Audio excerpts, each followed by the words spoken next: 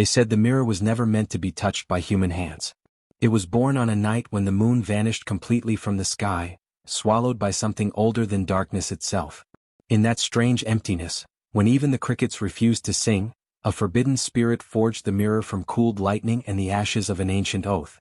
No one alive knew its true name, only that it was the kind of spirit that hid behind storms and traveled through cracked reflections. The mirror, smooth as still water and cold as a river stone, shimmered faintly even in pitch-black night. And those who dared to look into it swore they saw more than their own faces staring back. The first woman who owned it was said to be a seer, a wanderer who spoke to shadows as if they were old friends. She carried the mirror wrapped in goatskin, whispering to it in a language no one else understood. People feared her but also depended on her, for she seemed to know things before they happened. Births, betrayals, storms, deaths. Some claimed the mirror whispered to her. Others believed it showed her the true intentions hiding under human smiles. When she died, the mirror passed to her eldest daughter, then to her granddaughter, each inheriting its weight not as a gift but as a burden carved into their destiny. Through the generations, the mirror traveled from hut to hut, always carried by the women of that bloodline. Some refused it, trying to bury it, burn it, or return it to the river where the spirit was said to hide. But the mirror always found its way back, unbroken, unchanged, humming softly like a heartbeat in the dark. Mothers warned their daughters never to look into it unless they were prepared to face truths that could not be undone. The mirror did not lie. It did not soften. It did not care for human comfort. It showed what was hidden, what people buried deep under silence and shame. Over time, the villagers learned to fear the mirror more than any curse. They believed it revealed sins, exposed secrets, and stripped away the masks people used to protect themselves. There were stories of husbands who saw their own cruelty staring back at them, not in their eyes, but in the shadow behind their reflection. There were tales of children who looked into it and ran screaming, insisting that someone else had been inside the glass watching them. One woman claimed the mirror showed her the moment her brother betrayed her. Another said she saw her dead mother reaching out from within the glass. No matter how wild the stories became, one thing was certain. The mirror only reflected what people tried hardest to hide. That was why the villagers avoided the house of the mirror's caretakers. They bowed their heads when the women passed, fearful that even a glance might betray a secret. It wasn't hatred, it was fear. Deep, bone-deep fear of a truth they weren't ready to face. The mirror was eventually given to a girl barely old enough to understand its power. She was the last of her line, the final inheritor of the mirror's curse. Her grandmother placed the cold artifact in her trembling hands and whispered, "Do not look unless you must. And when you do, remember this, the mirror shows faces, yes, but it also shows enemies." From that night onward, the mirror stayed wrapped beneath her sleeping mat. Though it lay still, she often heard faint humming rising from the darkness, like a quiet breath waiting to be released. The villagers spoke her name in hushed tones, believing that the mirror would awaken fully in her time. And they were right. They just did not know that when the mirror chose to reveal its deepest truth, it would not only show a face, it would expose a danger none of them were prepared to confront. She felt it before she heard it. A strange tightening in the air around her, like the walls of the hut were holding their breath. Even the morning breeze that usually slipped through the cracks seemed hesitant, as though it, too, sensed something waiting to happen. She had woken with a heaviness sitting on her chest, the kind that whispered warnings without using words. All morning her footsteps felt louder than usual. The floor creaked when she walked, bowls rattled slightly when she passed, and the shadows inside the hut seemed to stretch a little longer, as if leaning toward her. She tried to ignore it, telling herself that maybe she hadn't slept well. But the uneasy feeling clung to her like cold water. Every so often she felt her heartbeat jump for no reason. It was as if something in the hut was watching her. Not with eyes but with presence. Even before she touched the mirror, she knew it was the source of the tension swirling through the air. She approached the corner where the mirror rested beneath its worn cloth. Normally, it was silent, dormant, as if waiting for her to grow into the woman it believed she would one day become. But today, even wrapped and hidden, she felt it humming against the ground.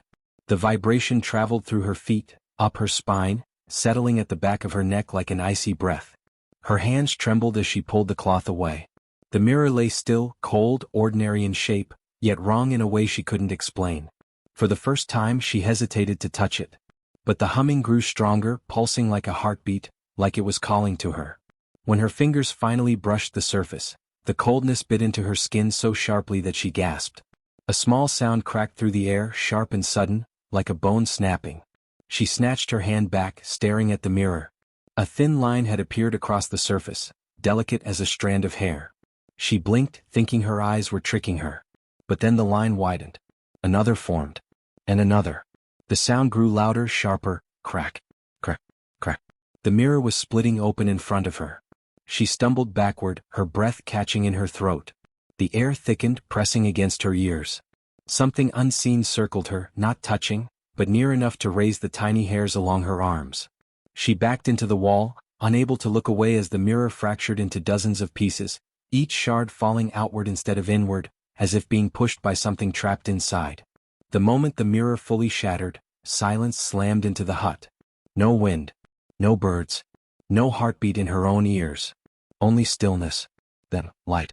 A faint glow began to rise from the fragments scattered across the floor.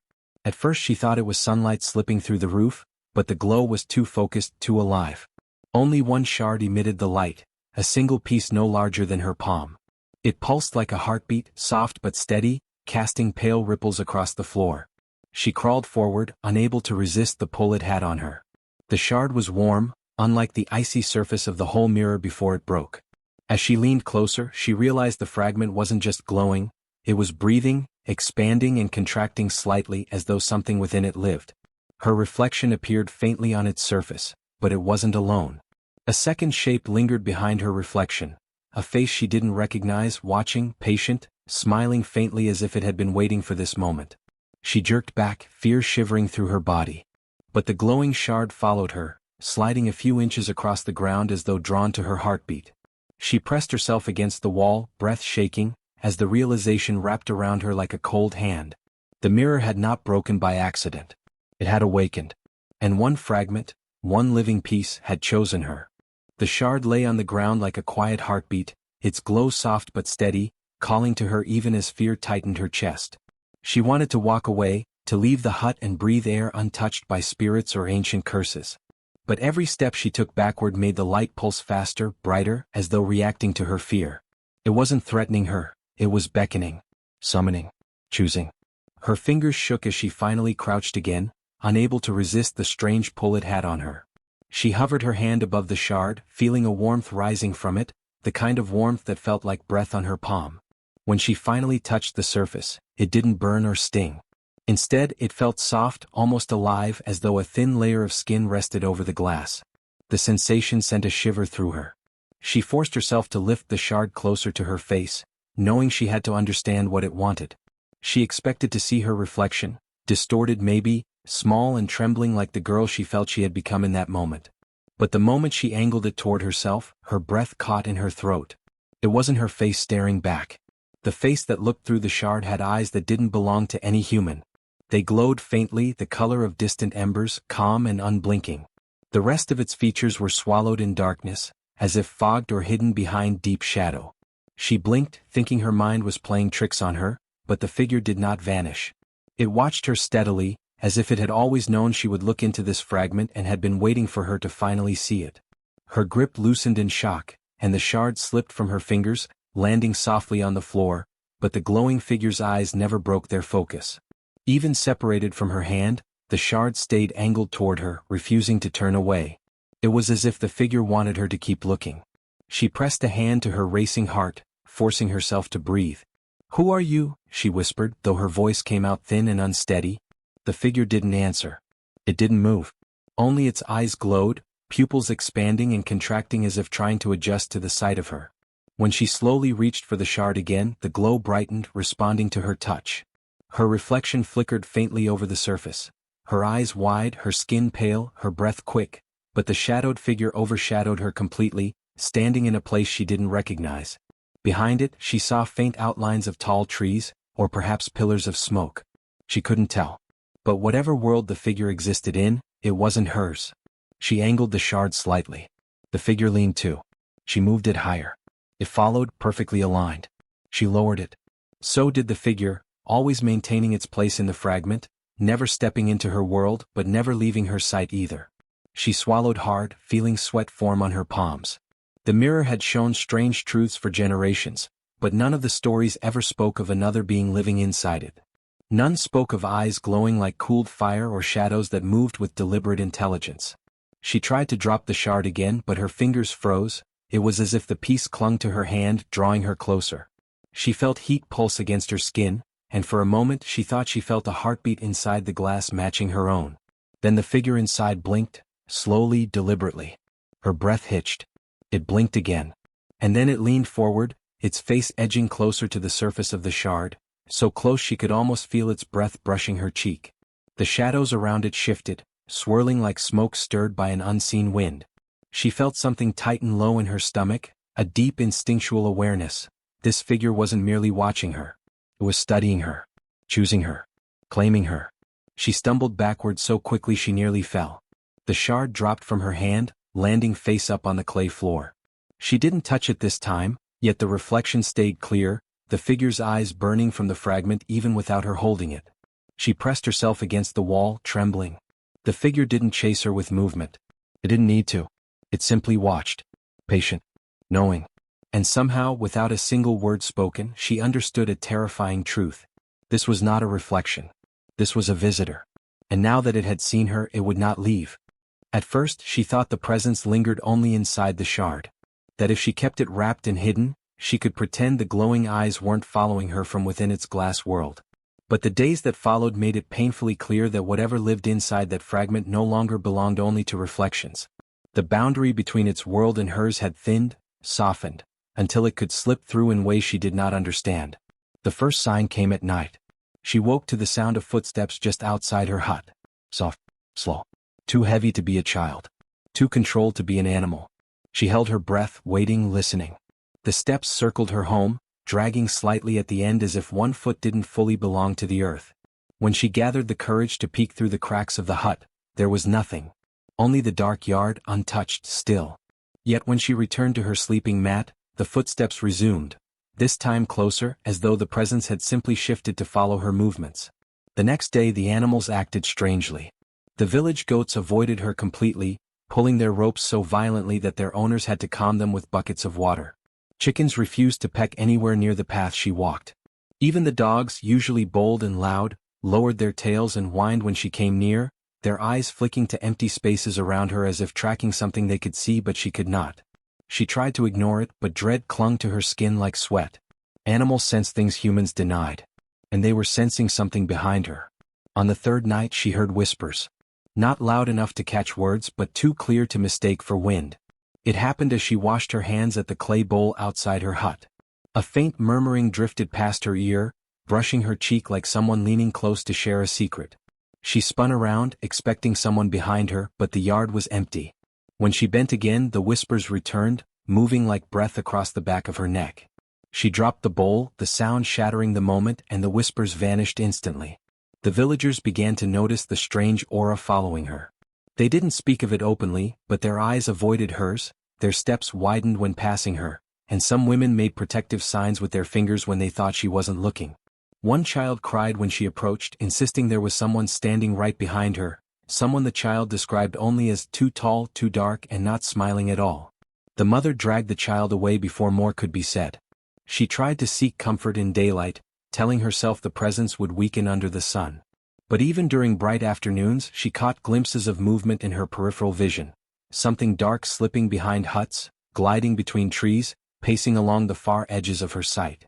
Each time she turned, nothing stood there. Yet the feeling of being watched never left. One evening, as the sun bled into the horizon, she walked through the village square and felt the ground thrum under her feet, a heavy vibration like a slow drumbeat. No one else reacted. But she felt it with every step. When she paused, the thrum paused. When she walked again, it followed. A presence matching her movement step for step, stopping only when she stopped. That was when she realized the figure from the shard was no longer imprisoned in glass. It had slipped through cracks she had unknowingly opened simply by looking at it, acknowledging it, fearing it. And now, every day it grew closer. Every night, its footsteps gained confidence. Every whisper grew clearer. She knew without needing to see its face that the figure was no longer satisfied with watching her from afar. It was coming closer. It was learning her. And soon, she sensed, it would no longer be content to remain unseen. Days passed before she gathered the courage to unwrap the shard again. She had avoided it, hoping the strange events would fade if she denied its pull. But the footsteps, the whispers, the animal fear, they only grew stronger. It became clear the presence stalking her was tied to the fragment, tied to whatever truth it wanted her to see. She could not run from it. She had to face it. One evening, when the sky burned orange and red like a warning, she lit a small oil lamp in her hut and unwrapped the shard with trembling fingers. The moment the cloth fell away, the shard pulsed with soft light, responding to the air as if breathing in the open again. Her hands shook, but she held it steady, raising it so the faint glow illuminated her face. For a moment, nothing appeared except her own reflection, pale, weary, eyes ringed with sleepless nights. She almost sighed with relief.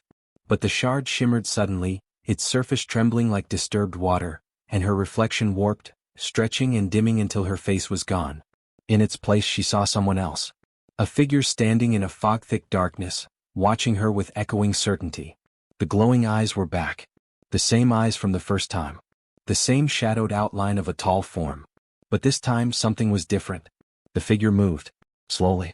Deliberately. As if stepping closer to the surface of the shard. She tried to lower the fragment, but her arm froze. Her elbow locked. She was forced to watch as the shadow leaned forward, the edge of its face coming into faint view. Yet before its features revealed themselves, the shard flickered, showing something new. Another face. Not the spirit. Not a stranger. Someone she knew. Someone from the village. Her breath stopped when the image sharpened. The face belonged to a man she had grown up with, someone who had smiled at her since childhood, someone who fetched water beside her and carried wood during the season of storms. His expression in the shard was nothing like the warmth she had seen all her life. Instead, his eyes were hollow, cold, filled with something hungry. In the reflection, his skin shifted, rippling, cracking, revealing lines beneath it, dark and webbed like roots. His mouth curled at the edges, stretching into a twisted grin too wide, too sharp. She staggered backward in horror, clutching the shard to her chest. The vision dissolved, replaced once more by the shadowed figure with glowing eyes. Then the shard dimmed abruptly, the glowing pulse slowing as if exhausted. She understood then that the shard wasn't simply showing random horrors. It was revealing truths. It showed the true face of anyone who wished her harm, anyone hiding darkness beneath kindness, any heart with poison disguised as love or loyalty. The mirror had always held that power. But now, the shard had awakened enough to show her not only spirits but living threats. The man she saw in the shard had visited her hut twice recently. He had brought her herbs for protection, smiling gently while telling her she looked tired. He had asked if she was frightened by the strange happenings in the village, offering to stay nearby, if she needed help. She had felt reassured then. Safe. But the shard had ripped away the disguise.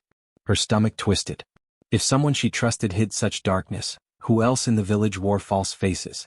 Who else had been watching, waiting, pretending? She recalled the way some villagers stepped back as she passed, not out of fear of her, but fear of being seen through, exposed by whatever walked with her. She sat hard on the floor, shard still glowing faintly in her shaking hands. The hut felt too small now, too close. She wanted to scream, but the sound stuck in her throat. Her thoughts churned like a storm as the truth settled like ash inside her.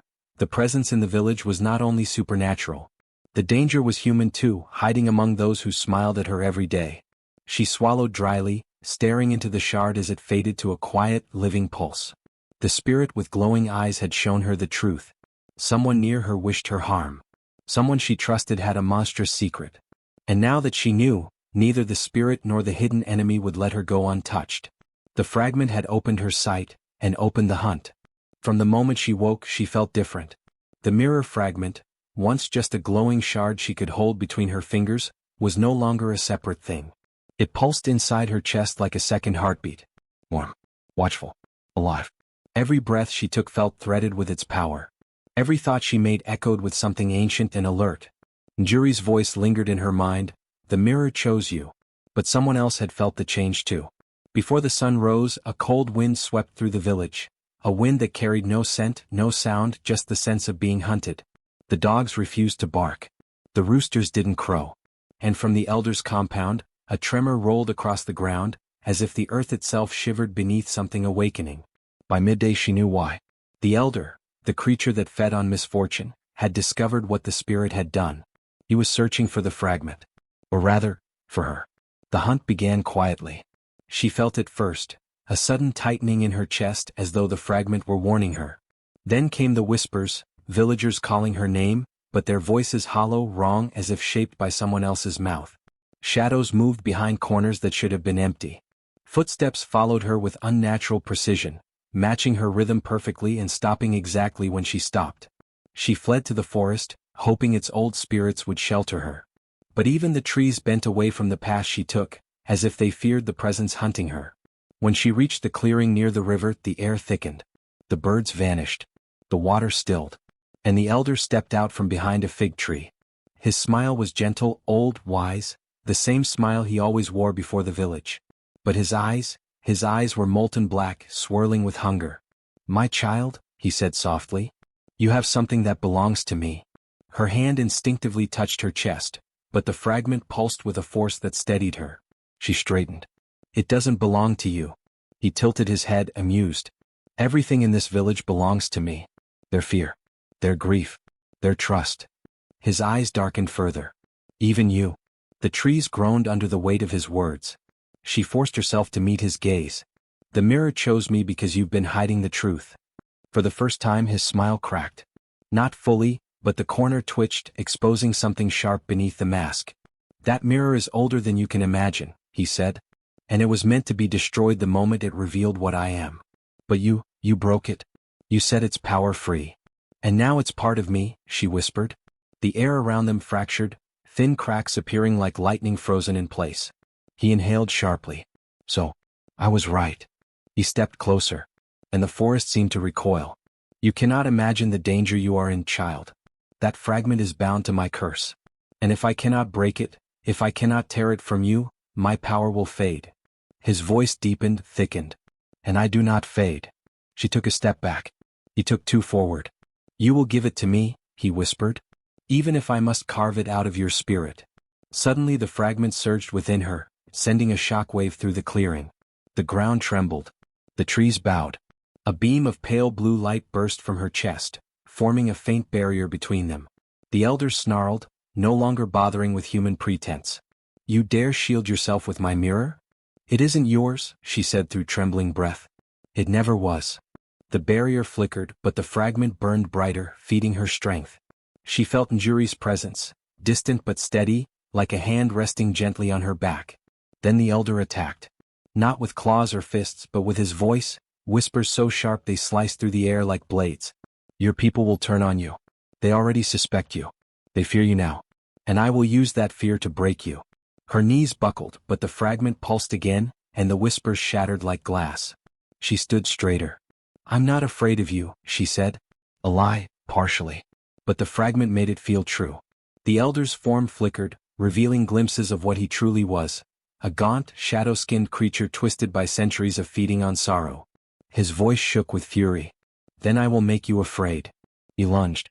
But before he could reach her, the fragment unleashed another surge, blinding, forceful, ancient. Light cracked through the darkness, sending him stumbling backward with a roar that shook the trees. When the light faded, he was gone.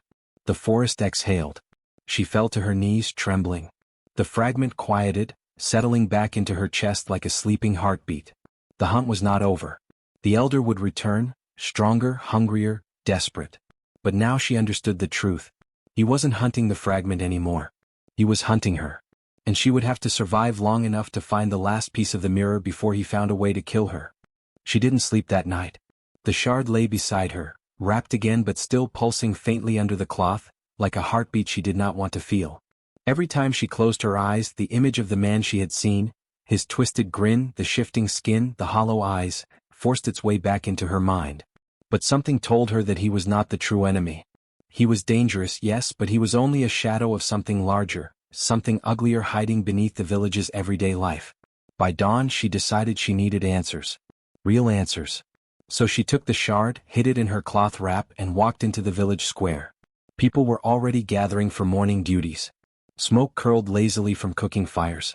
Children chased each other between huts.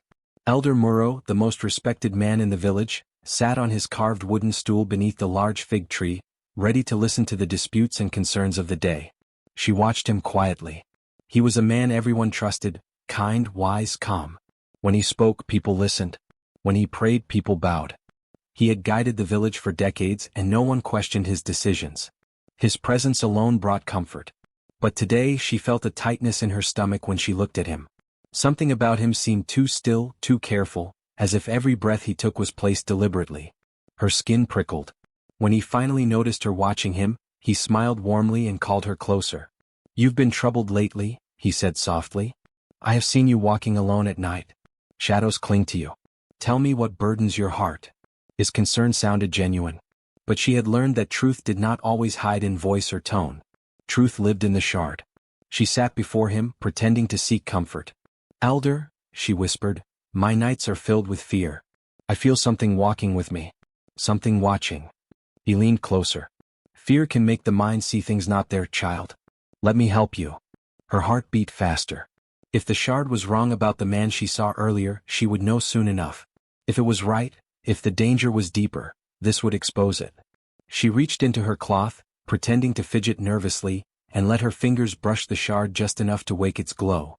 She kept it hidden in her lap, angled so only she could see its surface. The shard pulsed, then flared.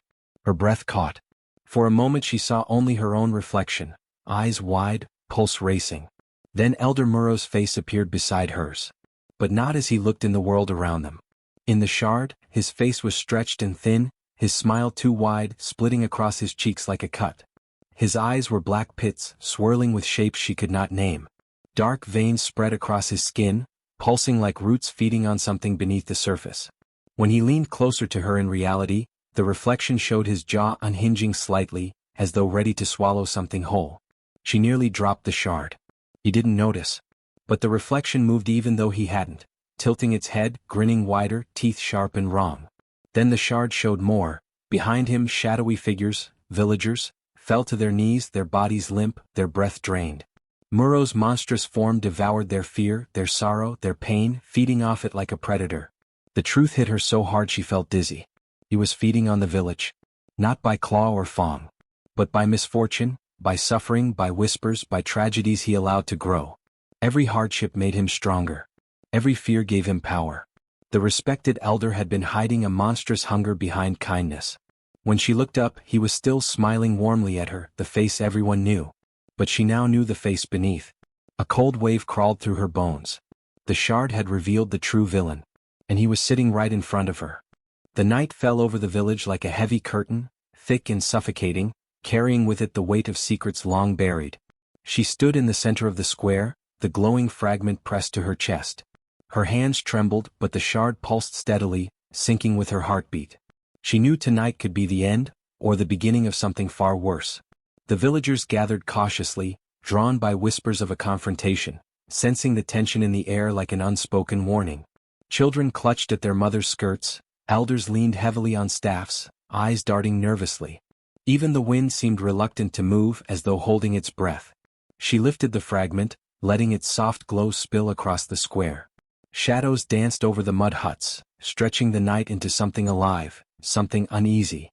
And then she called out, her voice trembling but loud enough for the whole village to hear. "This ends tonight. No more lies. No more hiding." From the darkness, a movement stirred. The elder, the man who had fed on the village's fears, whose smile hid centuries of hunger, stepped forward. In the dim lantern light, he seemed ordinary, like any respected figure they had always trusted. But the fragment in her hands pulsed fiercely, its glow flaring as though warning her. She held it higher. The shard's surface shimmered, then began to swirl, distorting. The villagers leaned closer, murmuring in unease. "What is that?" one whispered. The shard projected its light outward, casting a reflection that reached beyond mere glass. Slowly, horrifyingly, the elder's true form was revealed. His skin stretched and darkened, black veins crawling across his face like roots. His teeth elongated into jagged points, his eyes burned with molten shadows, and his mouth twisted into a grin that no human could bear. Behind him, faint silhouettes of rituals appeared. Villagers tied in fear, strange symbols carved into the earth, offerings of misfortune feeding his power. Gasps erupted from the crowd. Some screamed. Mothers pulled children away. The village had always suspected misdeeds but had never imagined the extent. Every hidden act, every whispered curse, every stolen harvest, the mirror fragment revealed it all. The elder roared, the sound cracking through the night, shaking even the nearest huts. His monstrous form shimmered and shifted as if resisting the light, trying to reclaim the human guise the villagers recognized. She stepped forward, raising the shard. "Look at him." Her voice rang over the square. "This is who has been feeding on our sorrow. This is who hides in plain sight." The fragment pulsed stronger, throwing shadows across the faces of the villagers. The shapes behind the elder became clearer: rituals, sacrifices, the stolen strength of the people he had manipulated. The villagers' eyes widened in horror. Trust shattered. Fear intertwined with revelation, a violent storm in their hearts. The elder tried to move closer, but the shard's glow created a barrier, forcing him back. He clawed at the light, hissed and roared, but it held firm. Each step he attempted brought him into sharper view, exposing every dark secret he had long concealed. The villagers could finally see the truth. They were not merely subjects of his guidance, they had been victims of his hunger for their fear.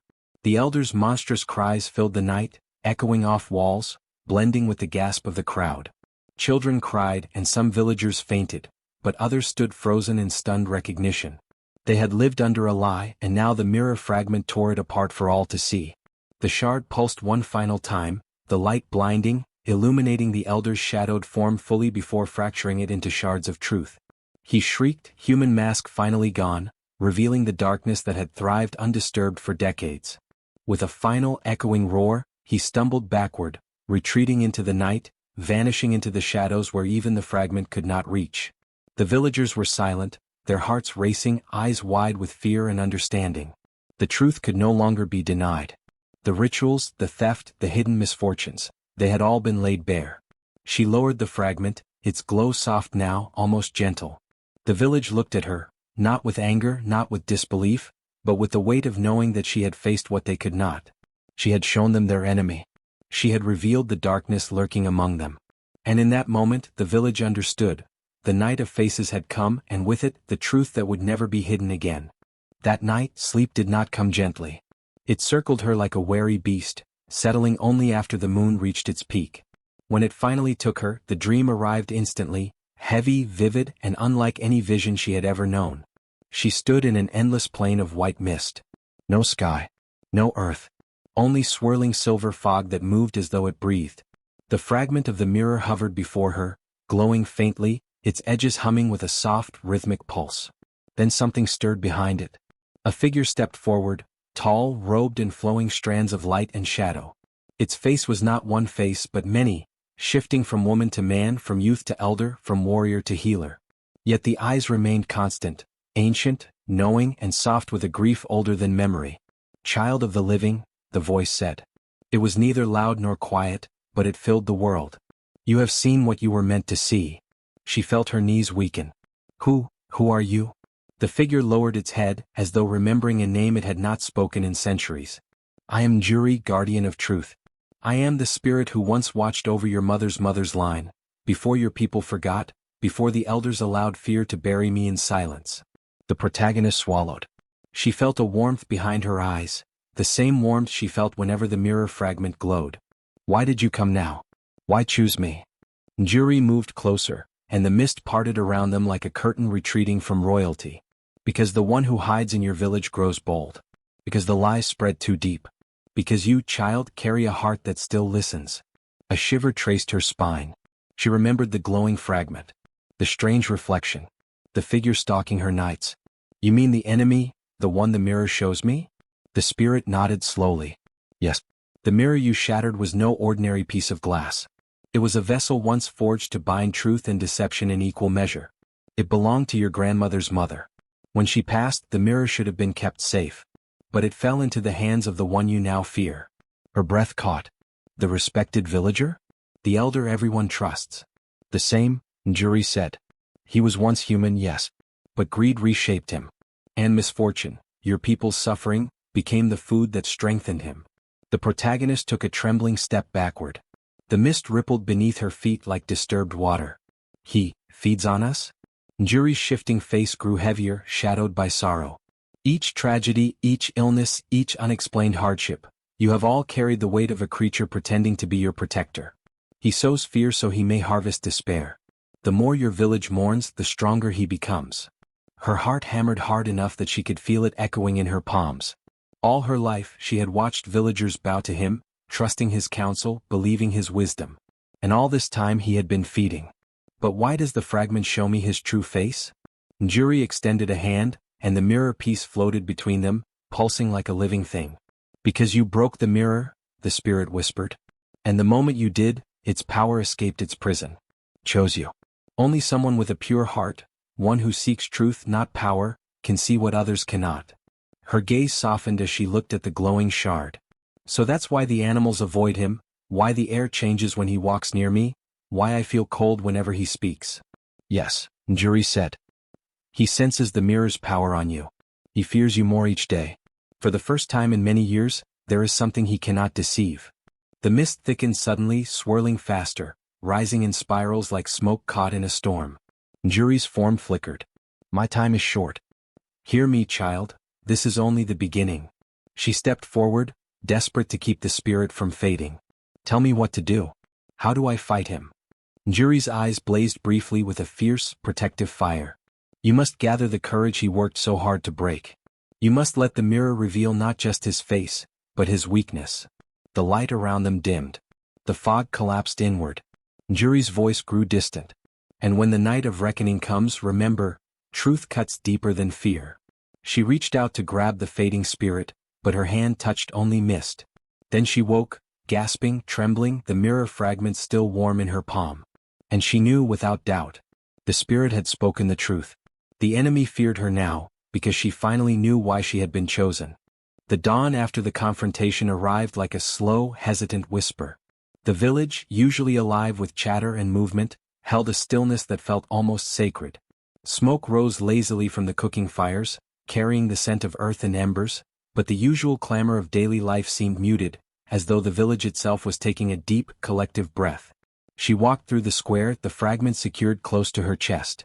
Its glow had softened now, gentle, pulsing like a heartbeat tethered to her own. The villagers watched her pass, wide-eyed, some with fear still lingering, others with awe. They no longer saw just a girl, they saw the keeper of truth, the bearer of something ancient and unyielding. The elders, those who had once bowed to lies and hidden misdeeds, now bowed to her presence, but not in submission alone. In their eyes was understanding, a quiet acknowledgement of what had been revealed and what must be remembered. The fragment had shown them the consequences of shadows kept in secrecy, of deceit hidden behind friendly faces. She paused near the center of the square, raising the shard so its light touched each face. It was small yet potent.